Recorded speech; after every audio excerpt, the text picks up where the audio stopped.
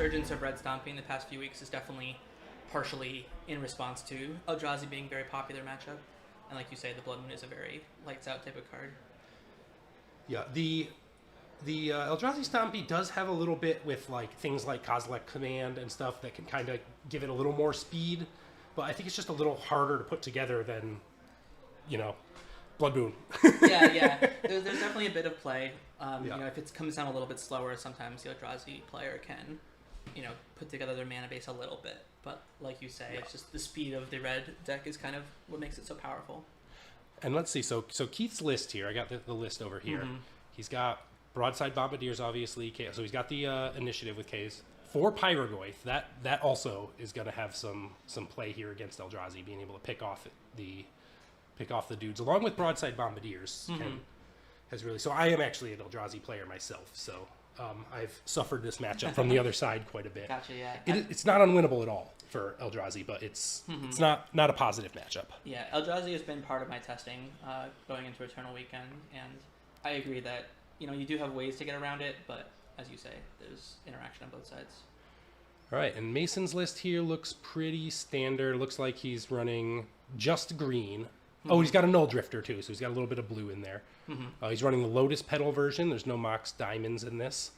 And he's running 2 One Rings. That's something I've seen cropping up recently too. Yes. I'm not sure I agree with it yet, but I also haven't played in a few weeks. So Yeah, I do feel like 2 has become the popular number just because it doesn't work with your Eye of Ugins or yeah, Eldrazi it's temples, a little but, clunky to cast. But it's just like a card where if it comes down, it's really hard for decks to come back from that.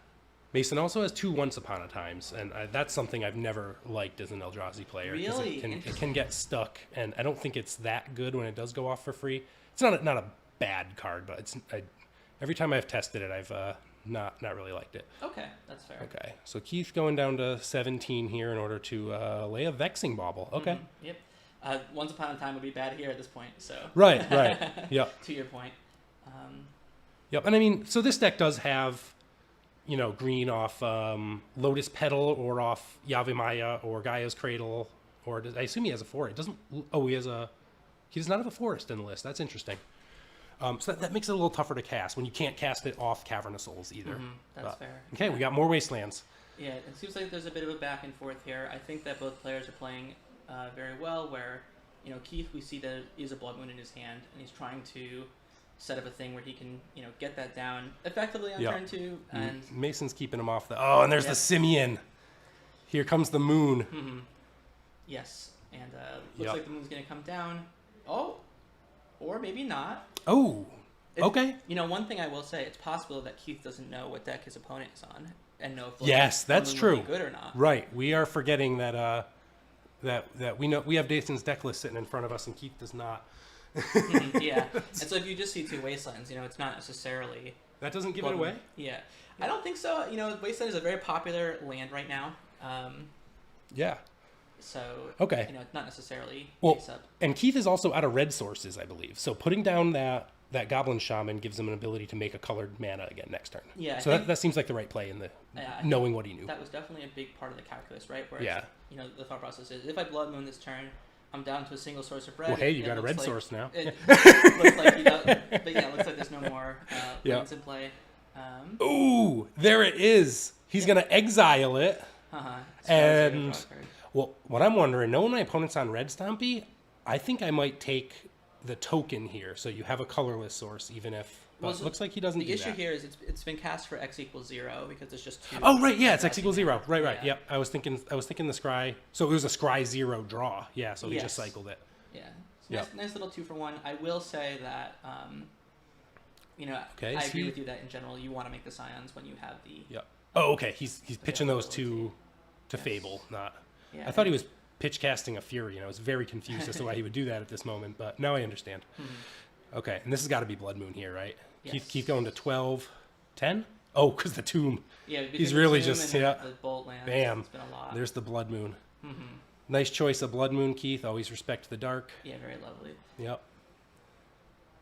And so, yeah, things are definitely going to get a lot harder for Mason here. Yeah, he's got nice 2 mountains in play. Feels really good when you got to cast colorless stuff. Yeah, and especially when you consider one of the ways that Mason might be able to get out of this is to, use Lotus Petal and cast Spawning to get the basic wastes, but the Vexing Bombloom play is stopping that from happening. So, Right. really looking slim for Mason here. Obviously, play it out, see what else is in your opponent's deck. Yep. See And what also red you comes in. could, just draw a waste and be off to the races. He does have a basic waste in his deck. That is true, yeah. Yep. I mean, there's one of them. Gotta make sure, but it doesn't seem likely that you find it. There's also some stuff he can cast. Let me pull up the list again. Wow, there's not much he can cast except Not Null much. Drifter, the One Ring, Chalice of the Void. And those are very far away. Given Yeah, that there's only two right. mountains Those are to very play. far away. Yeah. I mean, the One Ring could reasonably. But what is that? I was just going to say that Right, Keith draw cycled you to the, stuff, yeah. Vexing, which does unlock the Lotus Petals. Okay. Yep. For Mason. Yep. We'll see if that comes back to bite later, or if just finding quick action is what we're looking for. I see Keith also, it looks like, has a Chrome Mox in hand as well, and so I think that's So maybe he wants to part get of the it out. calculus, Yeah. right? Where it's Yeah. like he wants to unlock that for himself as well. But yeah, this is huge advantage to Keith here because of that Blood Moon. That's exactly what I was talking about with Eldrazi. It's getting around the Blood Moon is tough. Mm-hmm. Well, and that's all those Harbingers coming out of the blue decks too, and I'm still not smart enough to remember that it's coming. I just still get surprised every time they do it to me. Yeah, a lot of decks get a Blood Moon Yep. these days. And here we see And here we kind see of, Caves. Yep. Okay.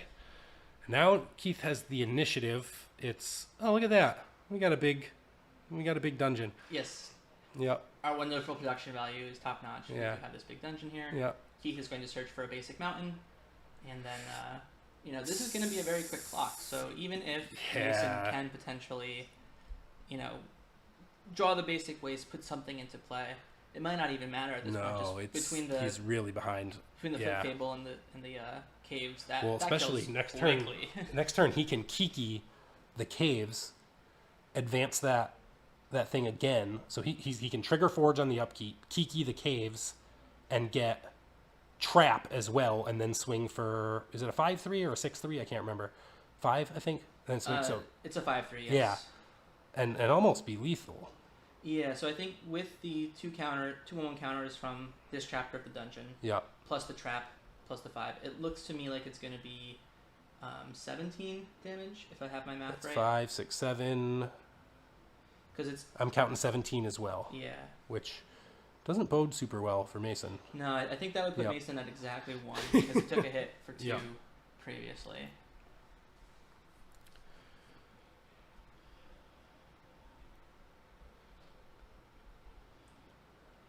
So kind of what we talked about here. We see that Keith Yep. is just making the copies, swinging in with the And I caves. think he. Oh right, and he Remembering gets his like, yeah, triggers, he does forgot. like exile.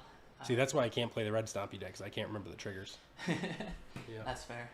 To be fair, I think the damage is what's the most relevant part here. So as long as Yeah. you remember that, I think you're in good shape. Well, I brought this deck and played it. Well, not this. I played the red-white one here for a few weeks, and I didn't even realize Caves had a trigger. If you didn't, I thought it read if the dungeon was complete. I didn't realize it just changes the trigger. So I was just playing it without the Yeah. triggers until someone was nice enough to point out to me that I was like not using my cards right. Gotcha. Yeah. That So I was in this tournament earlier today. The fact that I'm in commentary, I think, gives an indication of how well I did. But Yeah. I did actually play against Keith in an earlier round. Oh, okay. And that interaction And did come up that's where gonna it's like scoop up. with Vexing Bauble, casting it for free is actually quite bad. So it's like you don't Yeah. want that to be happening. But when the dungeon's not completed, you're allowed to spend mana on it. But yeah, as you say, Keith takes game 1, Red Stompy over Eldrazi Stompy. Kind of played out how we thought it would. And let's talk about the sideboard. Let's see what Mason might have in their board to deal with this sort So of for thing. Mason's end, I think Dismember's an easy include just because you got to assume Keith might have Magus of the Moon, and that's your number one way out of it. Null Rod is iffy. I've never. It can be okay, but like also it can do a lot. It's one of those high risk, high reward type of cards in this matchup. And I like Wastegate Battle Mage here, even though with the mana base Mason has makes it kind of tough to cast it here, right? You're gonna need, like, say he plays a Blood Moon. Okay, great. Your Wastegate might be able to take it out, but you're gonna need a colorless source and a green source in order to do so. Yeah, I was just about to ask you about that, where it seems like, Wastecape answering artifacts or enchantments would be quite good, but the main one you want to hit being Blood Moon makes it tough. Makes it very tough. You need your mana right? already set up, which at that point. So one thing, well, I mean, if say you have a Fleshraker trigger, sure, or a Fleshraker dude, Spawn, Scion, whatever they are, that's a way to get a colorless, and maybe now, I had one colorless available to me, but now I blow this up, and now I'm back online. It's a good way to use your colorless mana. But also, I've found Wastecape effective here in terms of he plays a turn 1 Chrome Mox, and just get it out of here. Yeah, just blow it up. Yeah, just as a trigger to your 2/2. So I think I like Wastecape coming in. From Keith's side, we got. I don't think you bring in Dead Gauns. I don't think you're trying to bolt the or shock the things. Yeah, I mean, you could argue that Dead Gaunt hits Fleshraker, and that's an important card if Blood Moon is a big part of your game plan. Yeah. I'm not sure I bring in anything from Keith's side. He's got Fairy Macabres, Fiery Confluence is a maybe, but I don't think so. Unless he's got something really bad. What is... Curse Mirror is fine. Curse Mirror is fine? Yeah. I might, if I'm in Keith's position, I might just run the 60 back here. Yeah, I think you're right. I think that the Red Prison deck seems pretty well set up for this matchup, so minimal sideboarding, if anything. And Keith does not notably have Magus of the Moon. So Mason is bringing in those... Dismembers. Yeah, they're not quite as good. I mean, they're still good. You can still blow up, something with it. Yeah, like might blow up a broadside or a caves or something. But, yeah, definitely... That's its primary use for me. Beta Counterspell, I don't believe I saw any Esper Vial or Jeskai Vial decks. Yeah, no Vial. I did see a Jeskai Control deck floating around. But, yes, there's a Jeskai Control. There's a few Death and Taxes lists. I don't know if those are Vial or not, but there was a red-white one and a black-white one. I thought that was pretty neat. Yeah, it is interesting. I know that people have been splashing different colors. Red mostly for like Magus and broadside bombardiers. And black, you get Bowmaster and Thoughtseize and things of this nature. Yeah, all right. Game 2. I think we got Mason on the play here. Yes. Game 2. Yes, Mason will definitely be going first here. So this is the opposite of the matchup we had last round, where the match ended 1-0-1. Oh. Okay. And it was not due to slow play or anything. It was Painter versus Lands, and they were moving, and both games were horrific grinds. And, but I imagine Stompy versus Stompy will finish out pretty quick. Yeah, I think for both of those decks that you mentioned, those board states can be difficult to navigate. So. Yeah, they were both great games. All right, looks like Mason's going down to 6. Yeah, I think in Mason's shoes, you want something either explosive or that can handle a Blood Moon. And there's not too much that can handle Blood Moon on turn 1, which is part of the issue. Yeah. Well, and that's sometimes I have one of these games where, if you're on the play, you may be able to like slam it that heralds the end, followed by Fleshraker, and he gets a Blood Moon out, and you're already coming hard, and by the time he like kind of deals with what you got, you just got too much power on the board. Especially if you can do it with like a Lotus Petal and kind of accelerate real fast. But and then maybe the Blood Moon doesn't matter. But it's not really the reliable line, That's kind of what you're trying to do every game with Eldrazi Stompy, right? Just blow them up. Yeah. Get him dead. Yeah. It's very good at doing that. A lot of the powerful printings from Modern Horizons have made their way into this deck. So it looks like there's a keep, and then Mason is trying to figure out how he wants to. Okay, is that a... That's an Eldrazi temple. It's one of the new Okay, arts. That's a newer art. Yeah. Okay, all right. Eldrazi temple, go. All right. And it does look like we see Keith did bring in the Fiery Confluences. Okay, and there goes... Okay, not a Blood Moon. But... I'm sure Mason's breathing a bit of a sigh of relief, for sure. I think I just heard him breathe out from in here. Yep. All right, so we're going to get a Goblin Shaman.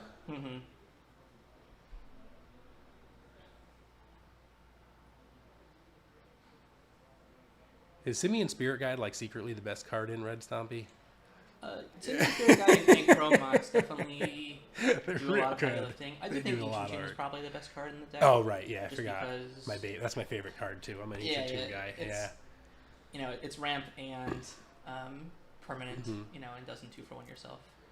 Yeah, my friends almost held an intervention for me to tell me that it is legal for me to play a deck without Ancient Tombs in them. I'm not really sure I believe them yet, but...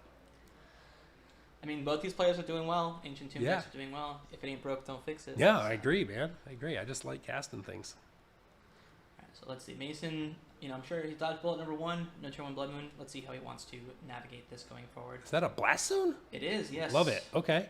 One of these flex Now cards. that's a way to clear a Blood Moon as well. It's going to take forever, but... Well, so the issue is... Oh, wait, it's gone. It's a mountain it's a in the mountain Blood Moon. with Yeah. blast counters on it. Yeah, So, that's not super helpful. yeah. So Fleshraker, this is one of the Okay, cards we're here we talking go. about, Fleshraker. where it can make some scions get through. Yeah, now if Keith doesn't cast a Blood Moon this turn, that gives an opening for Mason to make some scions and then still have access to colorless mana, Yeah. Yes. even through the Blood Moon. Absolutely. Although we do see there's some Pyroglyphs in Keith's hand.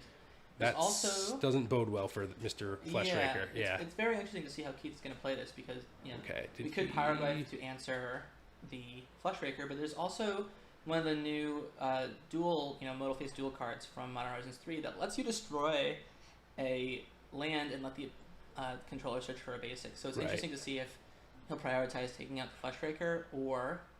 I think I'd kill the Fleshraker if I'm in Keith's shoes, because that basic's actually pretty relevant for Mason. You don't want to let him search for it. That's true, yeah. You don't want him to get the basic waste, even if it's turning a soul land into a single land. Especially if it's going to be a longer game. And Mason's obviously going to decline to block that with that Fleshraker. And you might be right. If Keith's got a land, I think it's Pyroglyph time. It's looking like that might be what happens. And, I think Pyroglyph, one of the beauties of it here is that this Fable is one turn away from flipping. And I don't know if you've played with Pyroglyph plus Fable, them you're together, but that is a combo. That does some work. Yeah. Yeah. That does a lot of work. Especially against a deck like Eldrazi. Sometimes that's where Mason really just needs to dismember. Yeah, sometimes you're dead before the damage, or Yeah. before they even attack, we'll say. Yep. It looks like there's just enough here. There's this instant and an artifact in the graveyard, so Pyroglyph is at 2/3. Would I agree? It's always Pyroglyph time. Yep. How often do we stream? I believe they stream every one of these Buffalo Chicken Dips events. So, was tournament last week? I'm not sure. They had one of these in Ohio recently. I'm not sure when it was. So, Was it last week? I might have been. Yeah. Okay. Yeah. All right. So Mason reading Pyroglyph as we all do from time to time. Sure.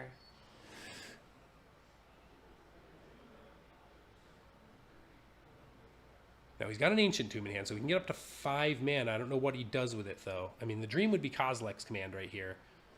Yeah. So you can take out that Goyf. Well, oh no, he doesn't have enough mana to do it. That's the thing, He'd need a Lotus Petal. Kozilek's command is 6 total mana, which unfortunately is, 1 less than he One has. thus. Yep. Or 1 more, I should say, than he currently has. We do see the Ancient Tomb played out. Okay.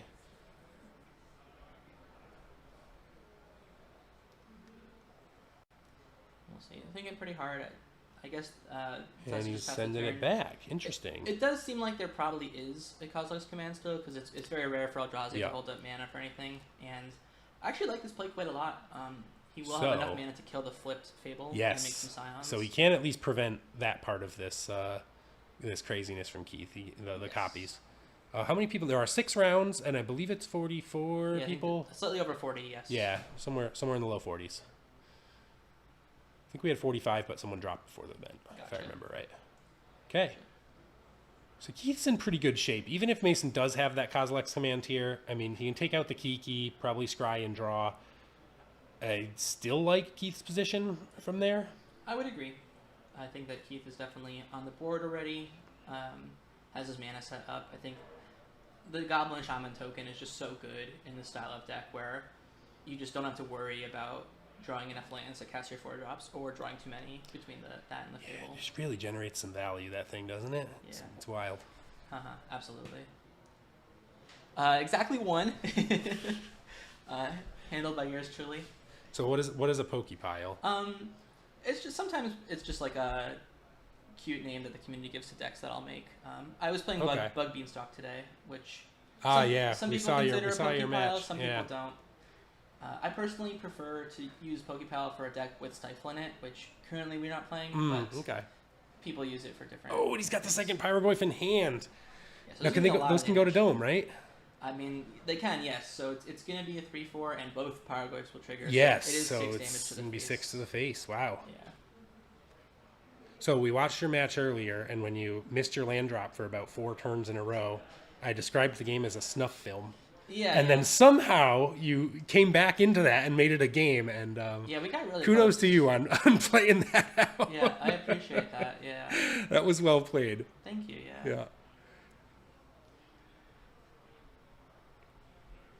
Yeah, that one was interesting, but It was a good game. It was yeah, a good game. I'm sure I will watch some footage later on tonight or whatever, or tomorrow, or when it comes out on YouTube, and see if there's anything I could have done differently. But as you said, it was pretty close. I felt like I was just like a pip or 1 card away from stabilizing. Yeah, I think if you had hit your land drop so earlier and not been so much on the back foot, that could have helped a lot. Yeah. But you were still really close to stabilizing. Yeah. So. But there was a lot of interesting sequencing decisions in the mid game there. Yeah. But yeah, okay. So Ben is really, or Mason, sorry, is really thinking hard about this end of turn. You know what needs to be done here. You know how to use the Kozilek's command. I think. Oh, white round 4. Okay, I see. Yeah. Yeah. Anyway, but yeah, he's just thinking this out. I think. Well, so what you can do is either depends what he has in hand, which he's playing a little tight. I can't see what he's got, but we could I think he's got to blow up the Kiki. Otherwise, this gets. I think he almost just may be able to kill him with copying the Pyroglyph, right? Yes, I think so too. I think you want to wait till the Pyroglyph triggers resolve just to make sure that there's no tribal instant. Yeah, sure. Okay. Okay. Interesting. Okay, so in now response, he's gonna blow we see what's happening. the first Yes. Pyroglyph. So this makes that it, prevents. Yeah, it prevents a prevents- trigger and kills the Goyf. Yeah. So part of the problem here is though I think this does make the Goyf bigger because now there's a creature. Or no, it doesn't. There was instant creature already. So. Was there an instant? Yeah, there was the fiery confluence as well. So. Oh right, that's an instant, not a sorcery. Yep. Okay. Yep. So Okay. well played by Mason. I think Yeah, that's you're almost. dying very quickly. Oh, he's only at 5 life, and he's Yeah. got If you take he's the ancient 6, it's too 2-man. much, Yeah, yeah. it's. Dismember is basically uncastable at that Yep. point. But unfortunately now we still have this looming problem of Pyroglyph plus the Kiki. So we'll see how Mason wants to try and navigate that, if he can, of course. It does seem like a little bit of dire straits here for Mason. So. Yeah, however, if there's something that can get him out of this spot, it's definitely... I'm blanking on the name of this creature. I call it Vindicate Eldrazi whenever I play with her against it. Devourer of Destiny. Devourer of Destiny, yes, thank you Yes. very much. So again, this is one of the new powerful Eldrazi from Modern Horizons 3. It's a 7 mana 6/6. When you cast it, you can exile a colorless permanent, and it also has sort of Or a mid- permanent with a color, not a colorless. or permanent. sorry, Yeah. colored permanent. Yep. Thank you. And it does also have like kind of a mini. Yeah, it's got Once a Upon a opening Time opening sort of hand effect. effect. Yeah. Yep. So that's a card that I started playing with it when I played Eldrazi and didn't really like it, and then tried it again and liked it the second time around. So Yeah, this one, I it can think, be a very solid has card. proven itself to be quite good. Yeah. I think 7 mana seems like a lot, but when all your lands tap for 2 and you have Oh yeah, the for spawning, Eldrazi. the it's spawning Mega Spawn to fetch more, it Yeah. comes out very, very quickly. okay. So he's furying a 6/6. That's Yeah, so it looks like what's going to happen Oh, is we're yes. going to make a copy as well. okay. Right. That's Yeah. why I was. Yep. Forgot about the Kiki, and that's gonna be the handshake there. Yeah, it looks like it might not have been exactly dead. Might Well, have been because at he can 1. attack with the Fury copy. Well, we're in combat is the issue because of the treasure token. Oh, okay. He needed the treasure token to make the copy. in Gotcha. combat. Okay. Yeah. So it puts him to 1 with which it's is games. effectively the same Yeah. thing. Yep. All right. So Keith will go to 4-1.